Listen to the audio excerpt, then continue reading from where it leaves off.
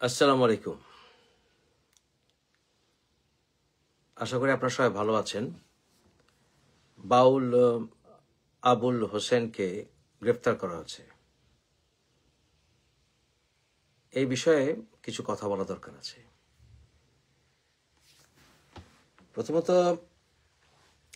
দেখেন, কোনো কিছুর সমস্যার সমাধান হবে না মারামারি করে। যারাই শুধু শক্তি প্রয়োগ করে কোনো কিছু কায়েম করতে চায় তারা জয়ী হবে না, এবং যারা স্থায়ীভাবে তাদের আদর্শ প্রতিষ্ঠিত করতে পারবে না। মুসলমানরা শুধুমাত্র শক্তি প্রয়োগ করে মক্কা জয় করেনি। সেখানে ইসলামের যে বিশ্বাস, সেই বিশ্বাসটাই মূলত কাজ করেছে। অর্থাৎ বিশ্বাসটা আক্রমণের মুখে পড়েছিল এবং সেই বিশ্বাস প্রচারের অধিকার দেয়া হচ্ছিল না মক্কায়। এই জন্যই তাদের অধিকার রক্ষার উদ্দেশ্যেই অস্ত্র ধারণ করতে বাধ্য হয়েছিল মুসলিমরা। এবং সেখানে আপনারা জানেন, পরবর্তীতে ইসলামী শাসন যখন বিশ্বে ছড়িয়ে পড়ে, প্রথম দিকে ঝামেলা হলেও আমরা দেখেছি পরবর্তীতে অটোমান বিভিন্ন সাম্রাজ্যেও তৎকালীন স্ট্যান্ডার্ডে অন্যান্য অমুসলিমদের যথেষ্ট অধিকার দেয়া হয়েছিল, যেটা আস্তে আস্তে আধুনিক বিশ্বে আরো উন্নত দেশগুলিতে প্রতিস্থাপিত হয়।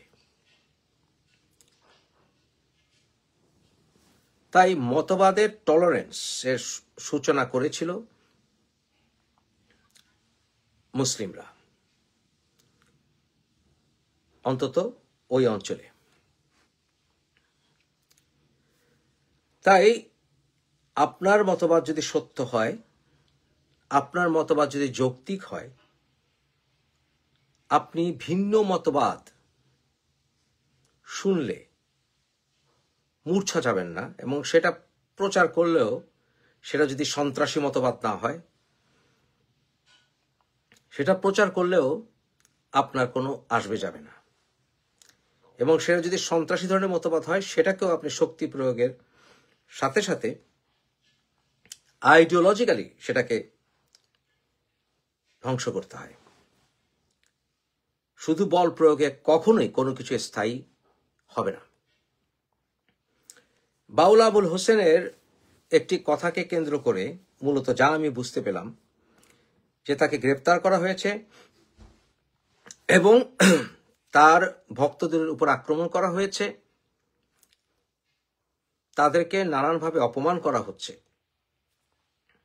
কিন্তু এই বিষয়টাকে আমরা থিওলজিক্যালি আলোচনা করি না কেন, আলোচনা করতে ভয় পাই কেন?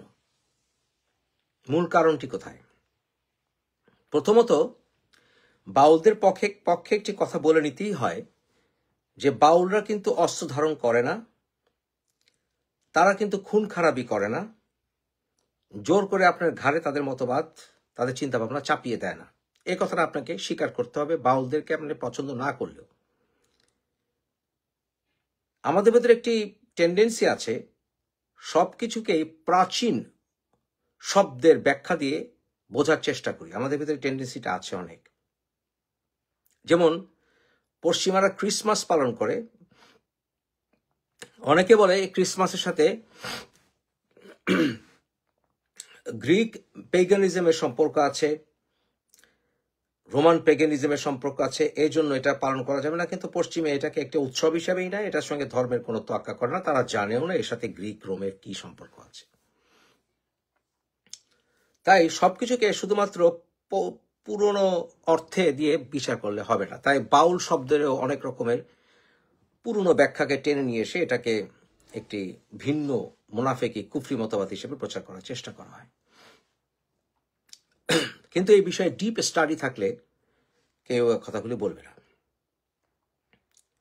প্রথমত আসুন আবুল হোসেন কি বলেছেন। আবুল হোসেন বলেছেন যে আমি সংক্ষেপে বলবো, আপনারা জানেন অলরেডি বিষয়টি। সেটা হচ্ছে মূলত আউলিয়াকে দেখলে, আল্লাহর অলিকে দেখলে আপনি আল্লাহকে দেখলেন, এটাই তো মূল। বাকিগুলো আর আগে খুব একটা ইম্পর্টেন্ট না। প্রথমত আমাদেরকে স্বীকার করতে হবে যে আল্লাহ বলেছেন কোরআনে, আল্লাহ জাহির এবং আল্লাহ বাতিন, অর্থাৎ আল্লাহ প্রকাশিত এবং আর অন্য ক্ষেত্রে হিডেন বা গোপন বা অপ্রকাশিত। গোপন বললেই ভালো হয় বিষয়টাকে। আল্লাহ জাহির এবং আল্লাহ হচ্ছেন বাতিন। আপনারা 57 নম্বর সূরা পড়লেই আপনারা পেয়ে যাবেন যে আল্লাহ বলেছেন আল্লাহ জাহির এবং আল্লাহ বাতিন। তাহলে যদি আল্লাহ জাহির এবং বাতিন হয়ে থাকেন, তাহলে উনি কিভাবে প্রকাশিত? আমরা কি আল্লাহকে দেখতে পাই? কোরআনে 6 নম্বর সূরায় আল্লাহ স্পষ্ট বলেছেন, এমন কোন দৃষ্টি নাই যে দৃষ্টি দিয়ে আল্লাহকে দেখা যাবে। কোন দৃষ্টি তাকে আবদ্ধ করতে পারে না। তাহলে কোন দৃষ্টি যদি তাকে আবদ্ধ করতে না পারে, তাহলে আমরা আল্লাহকে দেখব না, কোনো সময়ই দেখব না। সেই শক্তি, আমরা সীমিত শক্তি, তাকে দেখার কোনো উপায় নাই। কিন্তু আবার আমরা দেখেছি 75 নম্বর সূরার 22 থেকে 24 নম্বর আয়াতগুলো আপনারা যদি পড়েন, সেখানে বলা আছে যে কিছু কিছু মানুষ যারা মৃত্যুর পরে আর কি মূলত সৃষ্টিকর্তাকে দেখবেন। কিন্তু সেটা কোন দেখা, সেটা নিয়ে ইসলামিক স্কলারদের ভিতরে যথেষ্ট মতভেদ রয়ে গেছে। সেটা কি রূপক অর্থে দেখা, যারা পুণ্যবান হবেন, মুমিন হবেন প্রকৃত, নাকি সত্যি আমরা দেখব? কিন্তু আমাদের সীমিত শক্তিতে অসীম শক্তিকে ধারণ করার ক্ষমতা আমাদের নাই। তাহলে আমাদের দৃষ্টি সব সময় সীমিত থাকবে। সেই সীমিত দৃষ্টি দিয়ে অসীম রব্বুল আলামিনকে আমরা মৃত্যুর পরেই বা কিভাবে দেখব? তাই এই ক্ষেত্রে ইসলামিক স্কলাররা এটাকে মূলত রূপক অর্থেই বোঝাতে চেয়েছেন। কিন্তু আল্লাহকে দেখতে হলে কি করতে হবে? কি দেখতে পাই আমরা? আল্লাহর নিয়ামত দেখতে পাই, কুদরত, তার শক্তি, এবং এই শক্তিতেই উনি প্রকাশিত। ওই যে বললাম জাহির। আপনারা যখন সূরা রহমানে পড়েন, রাব্বুল মাশরিকাইন রাব্বুল মাগরিবাইন ফাবিআই আলা রাব্বিকুম তুকাজ্জিবান, আল্লাহর কোন কোন নিয়ামতকে আপনি অস্বীকার করবেন? সেখানে কেন বারবার বিভিন্ন নিয়ামতের কথা বলা হচ্ছে? এই জন্যই বলা হচ্ছে যে আল্লাহর বিভিন্ন রহমত, নিয়ামত, এগুলোর মাধ্যমে আল্লাহর শক্তির প্রকাশ হয়। অসীম শক্তির ছিটাফোঁটা আমরা দেখতে পাই। সেটাই আমাদেরকে সৃষ্টিকারী শক্তি আছে, সৃষ্টিকর্তা আছেন, এটা ভাবতে বাধ্য করে যারা চিন্তক তাদের জন্য। তাহলে এই অর্থে আল্লাহ প্রকাশিত। তাহলে তো আমরা সৃষ্টির মাধ্যমে প্রকাশিত। আল্লাহর অলিদেরকে অপমান করলে হাদিসে আছে আল্লাহ যুদ্ধ ঘোষণা করেন।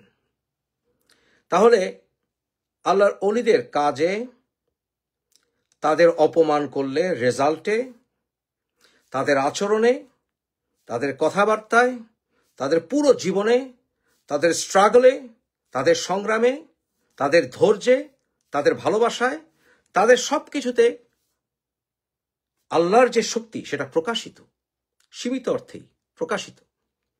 ঠিক যেমনটি মহাসমুদ্রের পানিতে ভাসমান সেই জাহাজ দেখে আর্কিমিডিসের তত্ত্ব চিন্তার পাশাপাশি আল্লাহর শক্তির প্রকাশ, কারণ আল্লাহ সেই হুকুম দিয়েছেন তাই তা ভাসছে, যতই বিজ্ঞানীরা সেটাকে আর্কিমিডিসের সূত্র দেখ না কেন। এই বিষয়ে আশারিয়া এবং মুতাজিলাদের ভিতরে প্রচুর বাহাস হয়েছে আজকে থেকে 1000 বছর আগে, এবং কাল পরিক্রমায় এই কোয়ান্টাম এক্সিস্টেন্স, কনসায়েন্স এই যুগে এসে আশারিয়াদের মতবাদী সত্য বলে অন্তত আমার কাছে মনে হচ্ছে। এই সকল বিবেচনায় আল্লাহর অলিদের অবস্থানে তাদের সান্নিধ্যে গেলে আপনি আল্লাহকেই দেখবেন, অর্থাৎ আল্লাহর কুদরতকে দেখবেন, শক্তিকে দেখবেন, ঠিক যেমনটি সমুদ্রে দেখবেন, বলবেন সুবহান আল্লাহ। তাহলে আল্লাহর অলিকে দেখলে আপনি সুবহান আল্লাহ বলবেন না? তো সেখানে রাগের কি হলো, ক্রোধের কি হলো, শিরকের কি হলো, আমি তো বুঝলাম না। এই বিষয়টি নিয়ে একবার এক বিতর্ক হয়েছিল আনিস সরোস নামে একজন খ্রিস্টান যাজক এবং শেখ আহমেদ দিদাতের সাথে। সেই ভিডিও আপনারা অনলাইনে পাবেন। শেখ আহমেদ দিদাত আমারও শিক্ষাগুরু ছিলেন এবং জাকির নায়েকেরও শিক্ষার গুরু ছিলেন। শেখ আহমেদ দিদাতকে সেই ডিবেটের সময়, যেটা আপনারা অনলাইনে পাবেন, আনিস সরোস ভার্সেস আহমেদ দিদাত যদি লেখেন, সেখানে এক পর্যায়ে একটি আয়াত আসে। সেখানে আনিস সরোস বলে, দুটো আয়াত উদ্ধৃতি হয়। একটি হচ্ছে বাইবেলের অর্থাৎ নিউ টেস্টামেন্টের জন চ্যাপ্টারের 10:30 এবং 14:39, 14:39 এবং 10:30, এই দুটো আয়াত নিয়ে কথা হয়। সেখানে জিসাস অর্থাৎ হযরত ঈসা আলাইহিস সালাম বলছেন, you have seen me, you have seen my father. এখন এই কথাকে ভিত্তি করে খ্রিস্টানরা যেটা বলতে চায় যে Jesus is god in human flash. এটা কি তারা আজ পর্যন্ত ব্যাখ্যা করতে পারে না। ট্রাইউন গড ইত্যাদি ইত্যাদি অনেক কিছু তারা বলে। এর উত্তরে শেখ আহমেদ দিদাত বলেছিলেন, আল্লাহর কুদরতকে দেখেন। হযরত ঈসা আলাইহিস সালাম যে সত্য, আল্লাহ তাকে যে মজেজা দিয়েছেন, যেটা কোরআনেও বলে, সেই মজেজার মাধ্যমে প্রকাশিত যে হযরত ঈসা আলাইহিস সালাম আল্লাহর নবী। তাই ঈসা আলাইহিস সালামকে যখন দেখেছো, আল্লাহকে দেখেছো। কে বলেছেন? শেখ আহমেদ দিদাত। আয়াত নাম্বার বাইবেলের 14:39 চ্যাপ্টার জন, এবং একই জন চ্যাপ্টারের 10:30 বলছেন, I and my father are one, অর্থাৎ আমি আর বাবা একই। একই না, এক। তখন এর উত্তরে শেখ আহমেদ দিদাত আবার বলেছিলেন, they are one in purpose, one in purpose, উদ্দেশ্যে তারা এক। জিসাস বলেছিলেন, I of myself do nothing, whatever my father tells me I do it. এটা হাদিসে আপনি পাবেন। হযরত সাল্লাল্লাহু আলাইহি ওয়াসাল্লাম সকল নবীরা একই কথা বলেছেন, আল্লাহ আমাকে যা বলেন আমি তাই বলি, আল্লাহ আমাকে যা বলতে পারেন আমি তাই বলি। তাহলে প্রশ্ন, রসুলদের কথা শুনছেন মানে আল্লাহর কথা শুনছেন, আল্লাহর ওলিদের কথা শুনছেন তো আল্লাহর কথা শুনছেন, আল্লাহর ওলিদের মজেজা দেখছেন তো আল্লাহ মজেজা দেখাচ্ছেন। তো এই কথাটা বলায় শিরক, মুশরিকি, মুনাফিকি কিভাবে হয় অন্তত আমি বুঝতে পারি না। এখন হাজারটা মানুষ আবুল হোসেন বা তার ভক্তদেরকে যতই অপমান করুক, এই সিম্পল আর্গুমেন্টটাকে ভেঙে দিলে তো শেষ হয়ে যায়। আমরাও বুঝি এর কাউন্টার আর্গুমেন্টটা কি। এর অর্থ তো এই নয় যে আল্লাহর ওলি মানেই আল্লাহ, তা তো নয়। এটা রূপক অর্থে। এটা এই রূপকটা কি বুঝতে কষ্ট হয়? রূপক তো আল্লাহ কোরআনে ব্যবহার করেন, আল্লাহ বলেছেন, সূরা আল ইমরানে বলেছেন না? তো সমস্যাটা কোথায়? What is the problem? আমরা কথায় কথায় উত্তেজিত হয়ে যাই। এই নতুন প্রজন্ম, জেন জেড, বিশৃঙ্খল প্রজন্ম, তাদেরকে অনেক ক্ষেত্রে উত্তেজিত করে ফেলা হচ্ছে, তাদেরকে মিসগাইডেড করা হচ্ছে। এই বর্তমানের এই তথাকথিত আধুনিক এবং এই ইন্টারনেটের যুগে মানুষকে খুব সহজেই উস্কে দেওয়া যায়, কারণ মানুষকে অস্থির করেছে ইন্টারনেট। মানুষ শুধু মানে ইয়াং পোলাপান শুধু স্পোরেডিক ইনফরমেশন কালেক্ট করে, কিন্তু তারা ডিপ থিঙ্কিং করতে পারে না, কারণ তাদের ব্রেইনকে অস্থির করে ফেলেছে। আমি ম্যানুয়াল যুগের মানুষ, সাদা কালো টিভি দেখে ছোটবেলায় পার করেছি। এরপর আমরা ধৈর্য শিখেছি, সারা সপ্তাহে শিশু অবস্থায় একটি কার্টুন দেখতাম। তারপরে এলো রঙিন টিভি, তারপরে এলো VHS, তারপরে এলো আপনার ওই কি বলে সিডি প্লেয়ার, তারপরে এলো ইন্টারনেট, তারপরে আমরা দেখলাম সেই চ্যাট বক্স, হ্যাঁ, টি টি টি টি টি টি করে ইন্টারনেট হতো, তারপরে আমরা দেখলাম সোশ্যাল মিডিয়া, তারপরে আমরা দেখলাম ইউটিউব, তারপরে এখন দেখছি আমরা আর্টিফিশিয়াল ইন্টেলিজেন্স। আমাদের যাদের একটু বয়স হয়েছে, আমরা ধৈর্য ধারণ করতে শিখে বড় হয়েছি, আমরা বই পড়ে বড় হয়েছি। বর্তমান প্রজন্ম এত অস্থির হলে তাদেরকে মিসগাইড করা, কুপমণ্ডুক যারা পড়াশোনা করে না, যারা ক্ষমতালোভী, যারা সমাজকে উস্কে দিয়ে ফয়দা নিতে চায়, আলটিমেটলি তাদেরই লাভ হচ্ছে। আমাদের নতুন প্রজন্ম অস্থির হয়ে ধ্বংস হয়ে যাচ্ছে। আমাদের সাহিত্য সংস্কৃতি সব ধ্বংস হয়ে যাচ্ছে। বাউলদের যে যে মারেফাতি চিন্তা ভাবনা, ওগুলোকে অপমান করা হচ্ছে। আউলিয়াদের মাজার ধ্বংস করা হচ্ছে। ইউনূস সরকার সম্পূর্ণ বিফল হচ্ছে তাদের প্রোটেকশন দিতে।